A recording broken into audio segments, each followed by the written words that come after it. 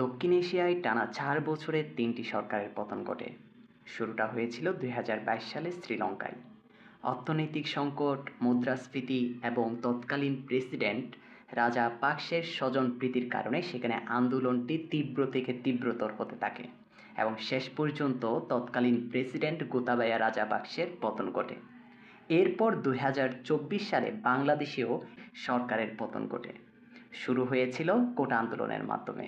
পরবর্তীতে সেটি এক দফা এক দাবিতে পরিণত হয় এবং সরকার পতনের গণ-অভ্যুত্থানে পরিণত হয় এবং এর ফলে ২০২৪-এর ৫ই আগস্ট বাংলাদেশে স্বৈরাচার হাসিনার পতন ঘটে এবং পরবর্তী বছর ২০২৫ সালে নেপালেও গণ-অভ্যুত্থানের তৈরি হয়। সেখানে সামাজিক যোগাযোগ মাধ্যমের নিয়ন্ত্রণ থেকে শুরু করে বিভিন্ন ইস্যুকে কেন্দ্র করে সেখানে আন্দোলনটি তীব্র থেকে তীব্রতর হয় এবং পরবর্তীতে সে আন্দোলনও সরকার পতনের আন্দোলনে পরিণত হয় এবং নেপালের তৎকালীন সরকারের পতন ঘটে।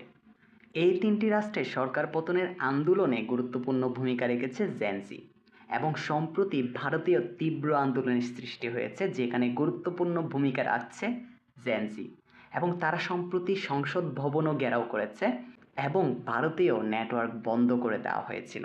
বিভিন্ন গণমাধ্যম থেকে এটিও জানা যায় যে সংসদ ভবন যখন ঘেরাও করা হয়েছিল তখন নরেন্দ্র মোদী সংসদ ভবনে উপস্থিত ছিল। পরবর্তীতে তিনি সংসদ ভবন থেকে পালিয়ে যান। তাহলে দক্ষিণ এশিয়ায় সরকার পতনের যেই ধারাবাহিকতা, এটির নেক্সট টার্গেট কি ইন্ডিয়া? আপনার গুরুত্বপূর্ণ মতামত কমেন্টে জানাতে পারেন।